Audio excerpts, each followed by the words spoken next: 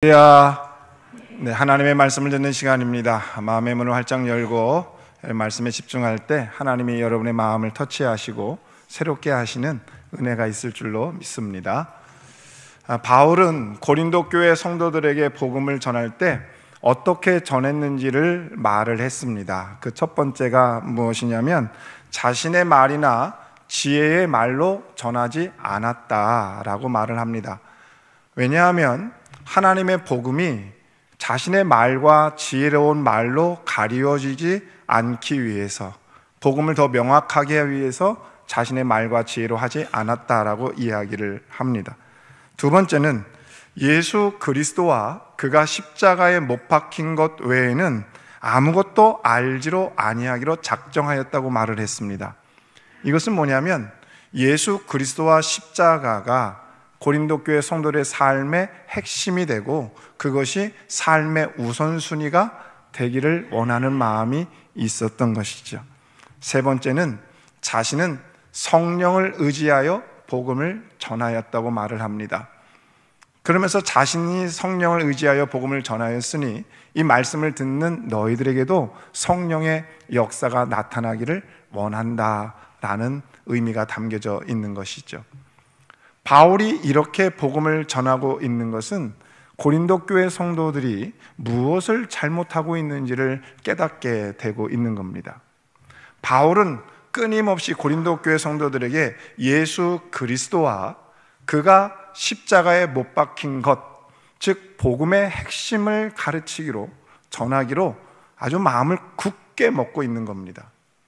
그 이야기는 고린도 교회가 예수 그리스도와 십자가라는 그 복음의 핵심을 그 성도들이 삶의 목표나 삶의 중심에 두지 않고 살았다는 것을 의미합니다. 그래서 그들은 그 복음을 삶의 중심에 두지 않으니까 어떤 일이 벌어졌냐면 교회 안에서 자신의 믿음을 자랑하고 자신의 지혜를 자랑하면서 바울파, 아볼로파, 게바파, 그리스도파 이렇게 분쟁이 일어나고 분열의 위기가 있었던 거예요. 그리고 자신들의 철학적 지식과 세상적 논리를 가지고 교회 안에서 그것을 가지고 다투게 되는 일이 벌어졌다는 것이죠. 우리가 깨달아야 될 것이 있습니다. 여러분, 교회 안에 세상의 지식이나 논리나 철학적 논리가 들어오기 시작하면 그때부터 교회는 복음이 약해지기 시작합니다. 그때부터 강단은 약해지기 시작하고 그때부터 교회는 혼란과 또한 무질서 속에 빠지게 된다는 사실입니다. 그러므로 오늘날 우리가 경계해야 될 것이 뭐냐면 이 교회 안에서 오직 예수 그리스도와 십자가라는 복음 외에 다른 것이 침투하지 않도록 힘써야 해야 할 것입니다. 오직 복음, 예수 그리스도와 십자가, 이 앞에 서야 되고 모든 사람들은 그 앞에 무릎 꿇고 순종하는 믿음의 삶을 살아야 한다는 것이죠. 그럴 때 교회는 우리가 노력하지 않아도, 우리가 힘쓰지 않아도 하나님의 성령의 물결이 있을 것이고 부흥하게 될 것을 여러분 믿으시기를 바랍니다. 그래서 그리스도인들에게 예수 그리스도와 십자가가 삶의 목표가 되고 또한 삶의 중심이 된다면 그런 사람의 삶은 아주 분명하고 명확한 삶이 되게 됩니다. 낮아집니다. 겸손합니다. 섬깁니다.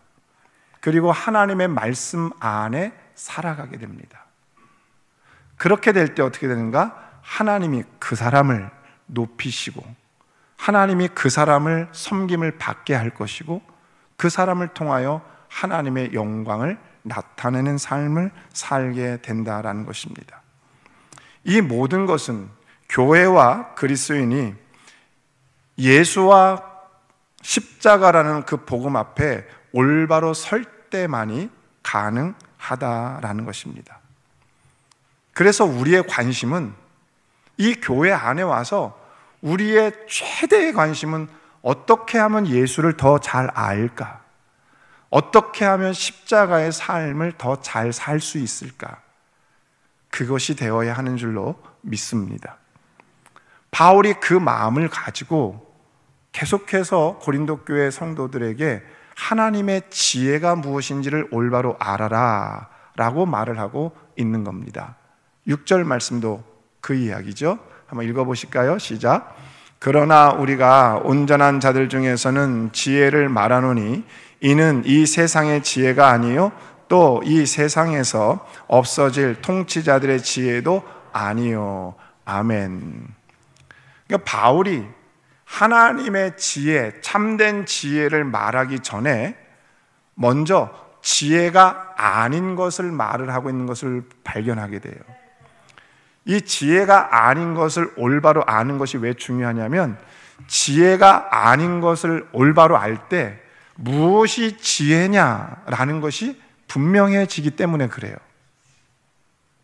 그래서 오늘 6절 말씀에 참된 지혜, 하나님의 지혜가 아닌 것이 뭐라고 말을 하고 있어요? 이 세상의 지혜다. 이 세상의 지혜가 아니요.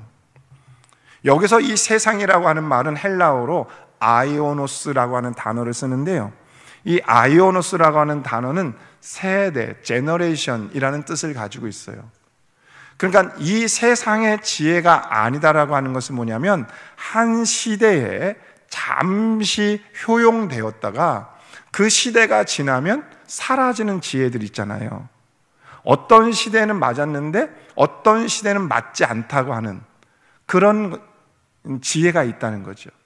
근데 그런 지혜는 참된 지혜가 아니다라고 말을 하고 있는 거예요. 제가 이 말씀을 준비하면서 이걸 어떻게 좀 더 잘 설명할 수 있을까 묵상해 봤는데 이런 생각이 떠올랐습니다. 죄송하지만 제 얘기를 좀 해야겠는데요, 제가 30년 전에 이래봬도 결혼을 했다는 사실을 기억해 주시기를 바라요. 30년 전에 결혼할 때 제가 그 당시 그 결혼식 예복이 남자들 예복이 더블 슈트가 유행이었어요. 그래서 양쪽에 왜 단추를 다는 그 더블 슈트 있잖아요. 그게 유행이어가지고 저도 이게 멋있게 그 더블 슈트를 맞춰서 이제 평소에도 입으려고 그것을 맞춰 입고 결혼식을 했죠. 멋있었습니다. 믿어주시길 바래요. 멋있게 했어요. 그리고 나서도 그 후에 양복을 10년 동안 제가 그 양복을 입었습니다. 그러다가 어느 날 이제 그만 입어야겠다라는 생각이 불현듯 들어오기 시작했어요. 10년 넘게 그 양복을 입었는데요, 그리고 나서 그날 밤에 집에 들어가서 양복을 벗으면서 저희 집사람한테 대략적으로 이렇게 말했던 기억이 납니다. 여보, 이제 이 양복은 그만 입어야겠어. 사람들이 자꾸 쳐다보네. 이렇게 말을 했어요.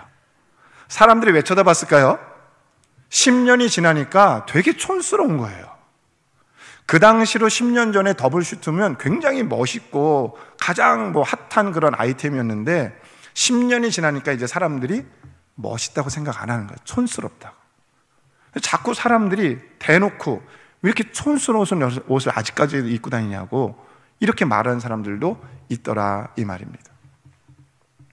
그러니까 참된 지혜라고 하는 것은 그렇게 한 시대에 어떤 한 기간만 효용되는 지혜가 아니라 영원할 수 있어야 한다라는 것이죠. 제가 초등학교 다닐 때는요, 학교 복도에서 좌측 통행, 좌측 통행 하면서 다녔어요. 그러다가 좌측 통행을 안 하면 선생님한테 막 혼나기도 했어요. 너무 자식들 좌측 통행하라니까. 왜 하는지 모르겠지만 하여튼 좌측 통행을 했어요. 근데 최근에는 바뀐 거 아십니까? 아세요?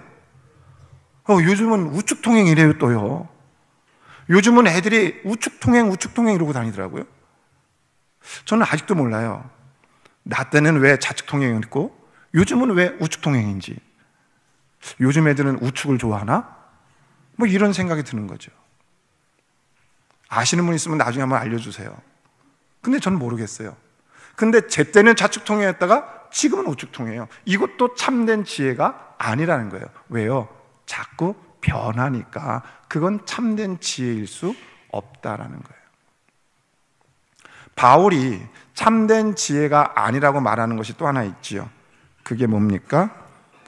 통치자들의 지혜도 참된 지혜가 아니라고 이야기합니다. 이 세상의 어떤 권력과 통치자도 영원하지 않지요. 반드시 유한하고 때가 되면 사라지는 것이 세상 통치자들입니다. 또 통치자들이 만들어 놓은 법이나 제도도 영원한가요? 그렇지 않아요. 통치자들이 만든 법이나 또 어떤 제도도 시간이 지나면 구닥다리가 돼요. 그것도 바뀌어야 돼요. 그러니까 그것도 영원하지 않다라는 거예요.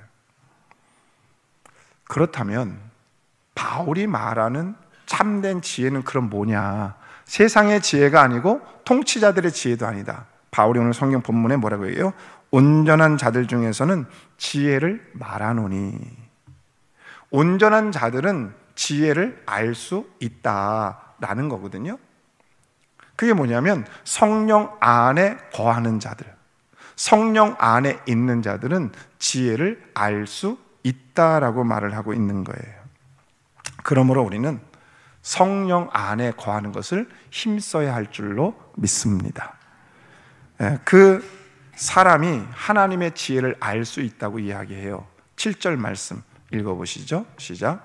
오직 은밀한 가운데 있는 하나님의 지혜를 말하는 것으로서 곧 감추어졌던 것인데 하나님이 우리의 영광을 위하여 만세전에 미리 정하신 것이라. 아멘. 바울은 은밀한 가운데 있는 하나님의 지혜를 말하고 있어요. 자, 하나님의 지혜가 어디에 있다고요? 은밀한 가운데 있다고요. 은밀한 가운데 있다는 건 뭐예요? 하나님의 지혜가 감추어져 있다. 근데 그 감추어져 있는 비밀을 어떻게 알 수 있다고 이야기합니까? 성령으로 계시되는 거예요. 은밀한 가운데. 온전한 자들이라는 것은 성령 안에 있는 자들이고요. 그 성령 안에 있는 자들에게 은밀한 가운데 있는 성경의 지식이 하나님의 지혜가 깨달아지게 된다라는 거예요.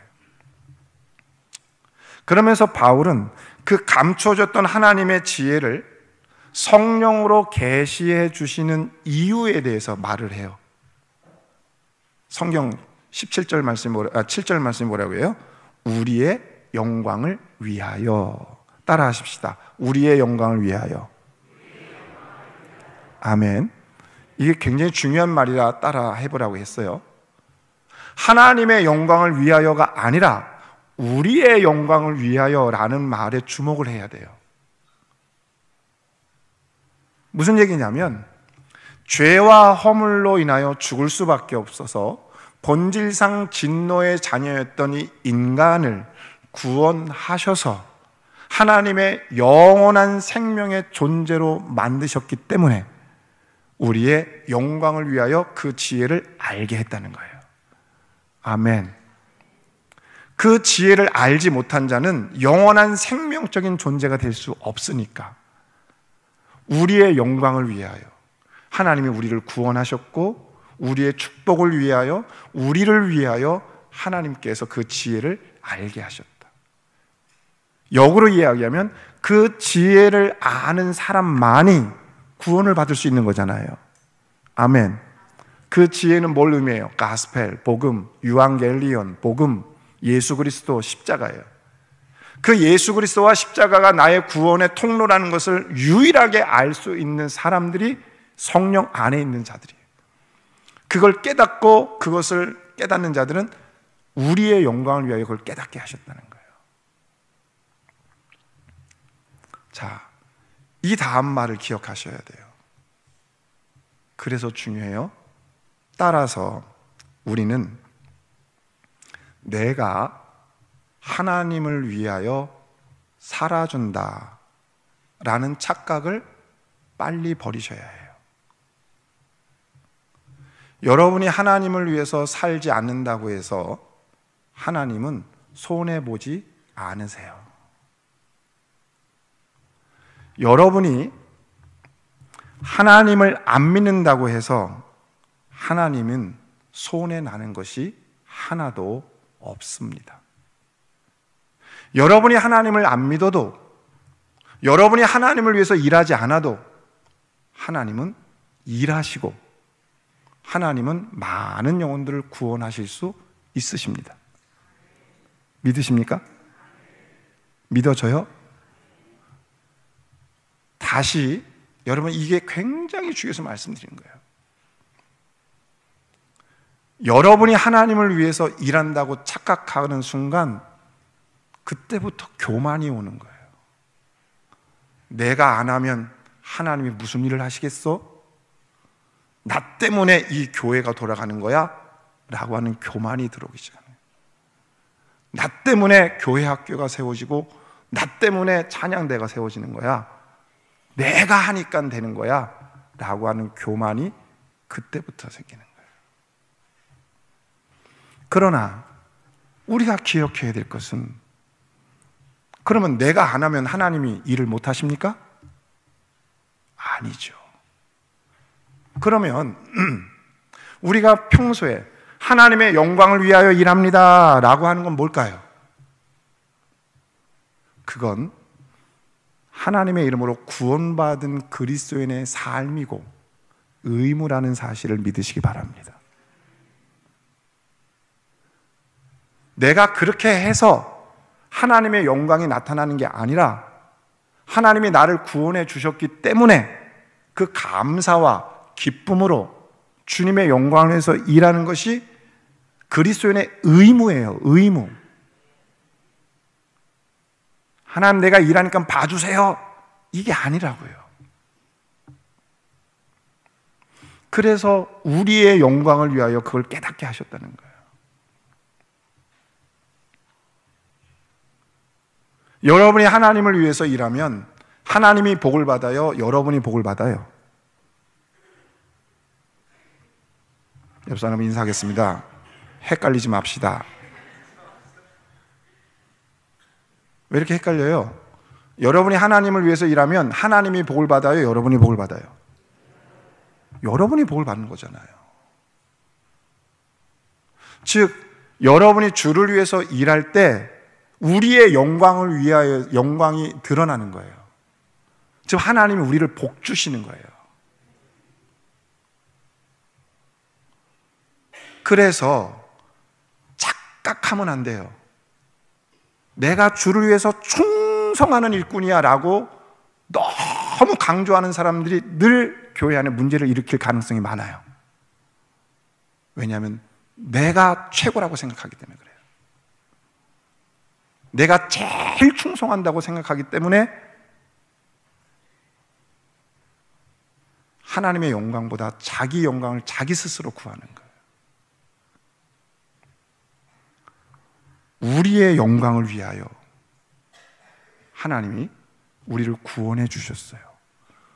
그리고 우리가 그 구원의 감격에 감사하여 일을 할 때 주님은 우리에게 복을 주시는 거예요. 아멘. 오늘 이것을 깨닫기를 바랍니다.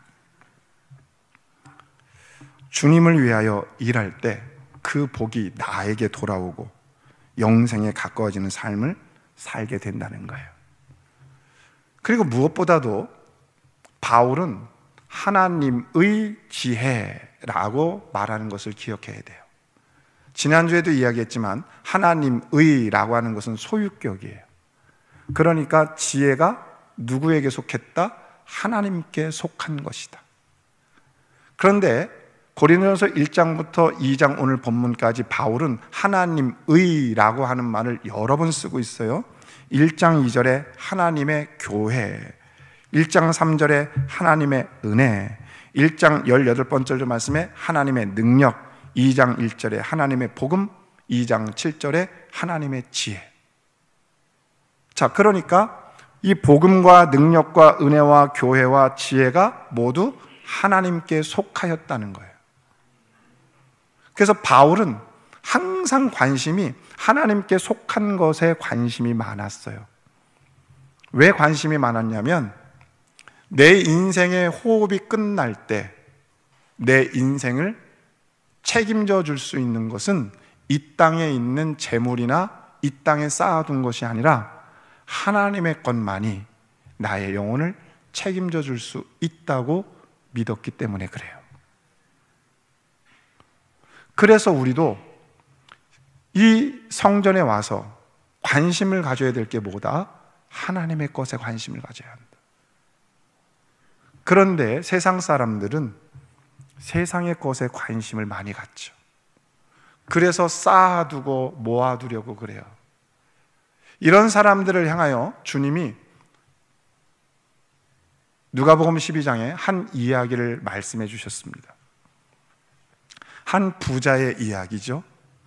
그 부자가 어느 해에 소출이 많았습니다. 어느 해에 수확이 많아가지고 고민을 하는 거예요. 올해 내가 수확이 너무 많이 돼서 걱정이네. 이걸 어디다 쌓아둘까 고민하다가 결론이 뭐냐면, 지금은 헌 곡간을 너무 작으니까 헐고 큰 곡간을 쌓아서 그것에 물건과 내 수확물을 다 집어넣자. 그러면 내 영혼이 얼마나 좋겠는가. 그러면서 자기 영혼을 향하여 말을 합니다. 내 영혼아, 여러 해 쓸 물건과 수확물을 이제 창고에 모아 드렸으니 너는 몇 해 동안 아무 걱정 없이 먹고 즐기며 살자. 내 영혼아, 얼마나 즐거운가 라고 자기 영혼을 향하여 말을 합니다. 그때 하나님이 말씀하십니다. 누가복음 12장 20절 말씀, 메시지 성경을 읽어보겠습니다. 시작. 바로 그때에 하나님께서 나타나 말씀하셨다. 어리석은 사람아, 오늘 밤 너는 죽는다. 그러면 창고에 가득한 내 자산은 누구 것이 되겠느냐. 아멘. 하나님이 말씀하시는 거예요. 잘 들으세요. You fool, you tonight will die. 어리석은 사람아, 너 오늘 밤 죽을 것이야. 그러면 네가 이 땅에 쌓아놓은 것이 과연 너를 책임져 줄 수 있겠느냐. 이 땅에 창고를 크게 지어가지고 거기다 가득 쌓아놓은 그 재물이 네 영혼을 책임져 주겠느냐. 못한다는 거죠. 그 말씀은 뭐냐면, 어리석은 사람아, 인생이 어디에 가치가 있는지 알아? 쌓아두는 데 가치가 있지 않아. 쓰임 받는 데 가치가 있는 거야. 그러니 너의 재산을 쌓아두지 마. 사용해. 그 죽을 때 가지고 가? 못 가져가. 아멘 할 준비를 하셔야 되는데, 모든 재산을 떠나기 전에 다 쓰고 가기를 아멘 할 준비하세요. 주님으로 축복합니다. 자식엔타는 10원짜리 하나도 남기지 않기를 바라요. 아멘도 못 하시네. 정 쓰다 못 쓰면 그냥 교회에다 다 드리고 가세요. 하나님을 위해서 써달라고. 아멘을 많이 안 하시는 거 보니까 그럴 마음이 별로 없으신 것 같습니다. 하나님의 말씀이 그거예요. 너는 할 거냐 물으시는 것 같아서 대답할게요. 전 그렇게 할게요. 재산이 있을는지 모르겠으나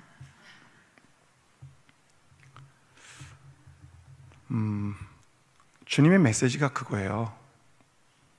왜 자꾸 쌓아두려고 그러느냐. 거기에 지혜가 있지 않다. 인생의 가치는 가난한 사람들을 위해서 나누는 나눔이 네 인생을 가치 있게 만든다. 연약한 자를 섬기는 그 섬김이 네 인생을 가치 있게 만든다. 그러므로 섬김과 나눔의 삶을 살아서 가치 있는 인생을 살아라. 오늘 여러분의 인생의 목적이 쌓아두는 데 있는 게 아니라 나눔과 섬김과 낮아짐에 있기를 주님으로 축복을 드립니다. 그런데 우리가 이거를 아는데 이걸 깨닫지 못하는 자들이 있다는 거죠. 8절 말씀입니다. 시작. 이 지혜는 이 세대의 통치자들이 한 사람도 알지 못하였나니 만일 알았더라면 영광의 주를 십자가에 못 박지 아니하였으리라. 아멘. 이 세상의 통치자들이 한 사람도 알지 못하였다 그래요. 그래서 어떻게 했어요? 예수를 십자가에 못 박았다는 거예요. 그러니까 이 세상의 통치자들, 이 8절에 나온 통치자들은 누구를 의미할까요? 두 부류예요. 첫 번째는 유대의 대제사장들, 종교 권력자들. 또 하나는 빌라도, 로마의 총독 빌라도를 의미하는 거예요. 이들이 예수가 참된 메시아인 걸 몰랐어요. 지혜인 걸 몰랐어요. 복음인 걸 몰랐다고요. 그러니까 십자가에 못 박았어요. 알았더라면 못 박았겠느냐? 자, 그러면 그들은 왜 몰랐을까요? 자기 지혜에 갇힌 거예요. 대제사장들은 예수가 일으키는 하나님 나라 운동으로 유대 사회가 시끌시끌해지니까 로마의 핍박이 시작되는 거예요. 로마의 핍박이 시작되니까 로마의 핍박으로부터 민족을 보호해야겠다는 마음으로 예수를 잡아 빌라도에게 넘긴 거예요. 십자가에 못 박아 죽여달라고. 대제사장들에게는 사용권이 없으니까 넘긴 거예요. 그러니까 유대 대제사장들은 뭐 때문에 온 거예요? 자기 지혜, 자기 지식, 민족을 위하여 라고 하는 말 때문에 그런 거잖아요. 그럼 나라를 팔아먹은 이완용 씨도 그렇게 얘기하잖아요. 민족을 위해서 그렇게 한 거라고. 자기 지혜에 빠진 거예요. 자기 독단에 빠진 거예요. 자기 생각에 빠졌어요. 그것이 옳다고 생각하는 거예요. 그러니까 참된 지혜가 안 보이는 거예요. 빌라도 인계받았잖아요. 죽여달라고. 빌라도로 신문을 해봤잖아요. 성경에 나는 이 사람의 죄를 도저히 찾을 수가 없다. 내가 왜 죽여야 되느냐? 십자가에 못 박으시오. 십자가에 못 박으시오. 그러니까 빌라도의 마음속에 죄를 찾을 수는 없으나 밀란이 일어날 것을 두려워하여 그를 죽이라 넘겨주니라.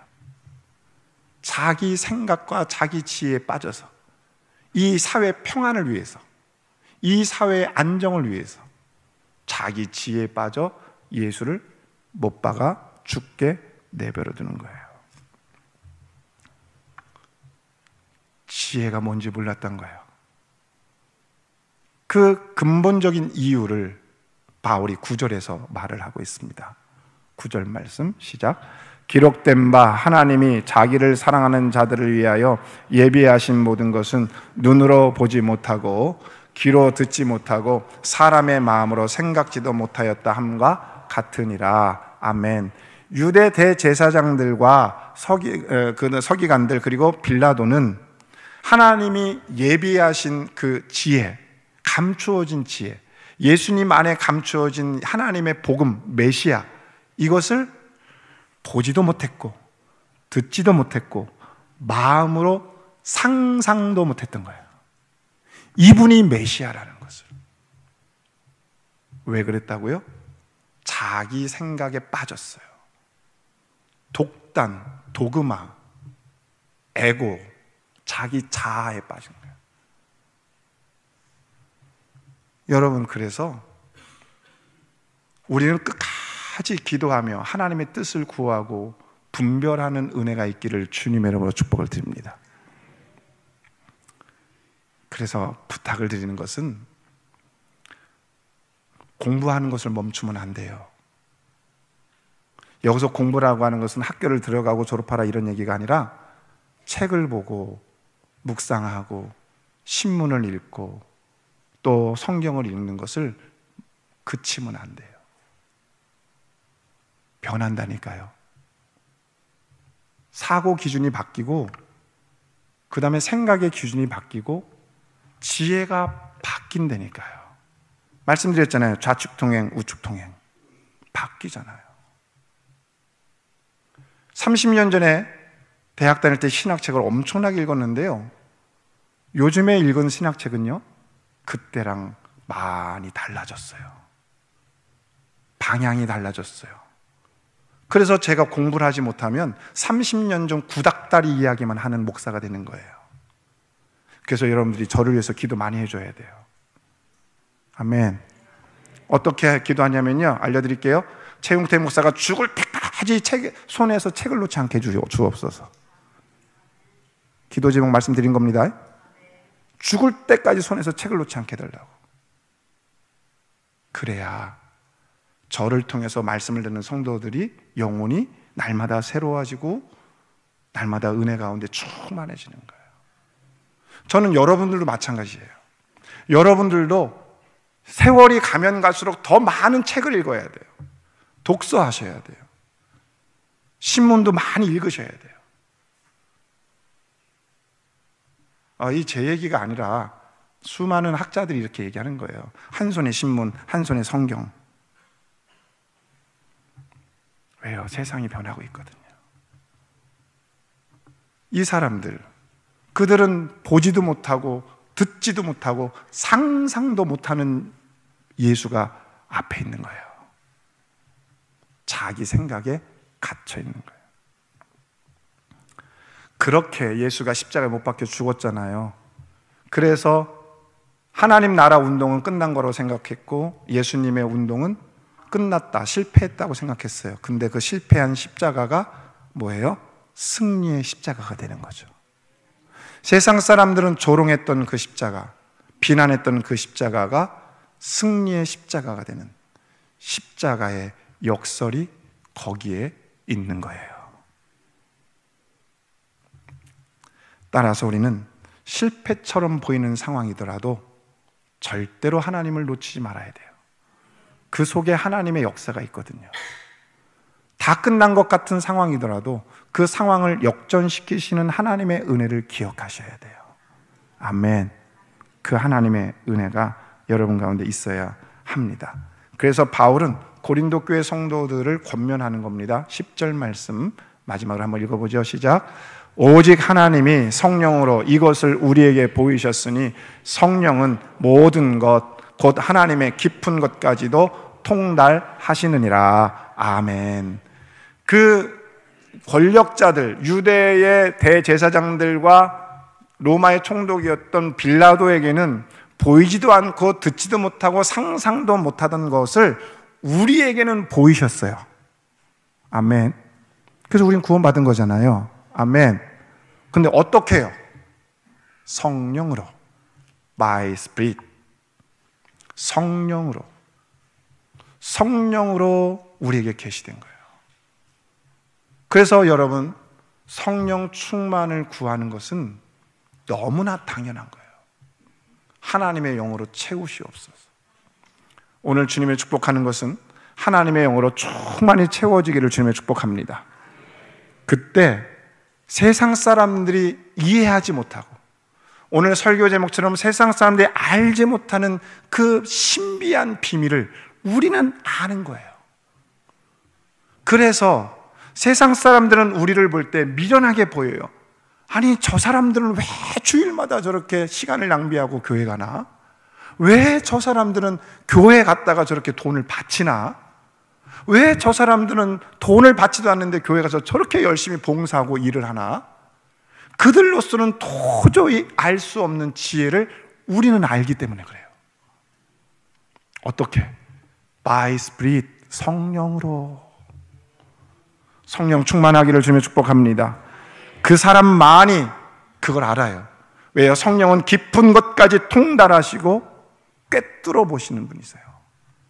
그래서 지금은 고난 같으나 그 고난을 뚫고 오시는 하나님의 은혜, 지금은 안 보이는 것 같으나 그 암흑 속을 뚫고 오시는 빛처럼 오시는 예수 그리스도, 그분이 계시는 거예요.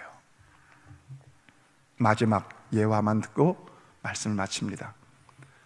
스데반 집사는 초대교회 일곱 집사 중에 한 사람이에요. 그가 성령 충만하여 말씀을 전하다가 분에 찬 이 유대인들에게 돌에 맞아 죽죠. 돌에 맞아 죽을 때 우리는 그 돌에 맞아 죽음으로 인해서 어떤 일이 벌어졌냐면 초대교회에 핍박이 시작된 거예요. 본격적으로. 그러면서 사람들 눈에는 이제 초대교회 역사는 끝이 났고 초대교회 복음의 역사는 이제 실패했다라고 생각을 했을 겁니다. 그런데 그 일을 통해서 어떤 일이 일어나는지 여러분 아시죠? 초대교회 핍박이 시작될 때 예루살렘에 뭉쳐있던 그리스도인들이 그 핍박을 피하여 이방 세계로 흩어지기 시작했어요. 흩어진 그리스도인들이 가는 곳마다 뭐 했어요? 복음을 전했어요. 그러면서 땅끝까지 이르러 내 증인이 되라고 하는 사도행전 1장 8절 말씀이 핍박을 통해서 끝난 것 같고 실패한 것 같고 스데반의 죽어서 다 끝난 것 같은데 거기서부터 새로운 역사가 시작된 거예요. 아멘. 더더욱 놀라운 사실은 스데반이 죽을 때 유대인 중에 총망받는 젊은이 사울이라고 하는 사람 앞에서 죽었어요. 그리고 사울에게는 엄청난 영향력을 주고 사울이 변화하여 바울로 변화되는 기점이 바로 스데반의 죽음인 거예요. 실패처럼 보였지만 그 속에서 새로운 성령의 역사가 있다는 거예요. 다 끝난 것처럼 보이지만 그 속에 새로운 하나님의 능력이 나타나고 있다는 거예요. 어떻게 해요? 이 모든 일이 by Spirit, 성령으로. 그러므로 사랑하는 성도 여러분, 성령의 사람 되기를 주님의 축복합니다. 하나님의 지혜를 알기를 바랍니다. 세상은 이해할 수 없고 세상은 알지 못하는 그 하나님의 비밀, 하나님께 속한 것, 하나님의 지혜, 예수 그리스도와 그분이 십자가에 못 박힌 것, 이것 외에는 어떠한 것도 이 교회 안에 활개를 치지 말아야 되고, 이 복음 외에는 어떤 것도 이 강단을 장악해서는 안 되고, 어떠한 정치 논리도, 어떠한 심리학도, 어떠한 경제 논리도 이 강단을 장악해서는 안 됩니다. 어떠한 리더십도 이 강단을 장악해서는 안 됩니다. 이 강단에서는 오직 복음, 오직 예수 그리스도, 오직 십자가, 그것만이 이 강단을 장악할 때 이 교회는 올바로 설 것이며 성도들은 복을 받을 것이며 성도들은 영적으로 승리하여 이 지역에 많은 죽어가는 영혼들을 구원할 것이며 그 부흥의 복은 성도들에게 흘러갈 줄로 분명히 믿습니다. 그 하나님을 찬양합니다. 찬양하고 기도하겠습니다.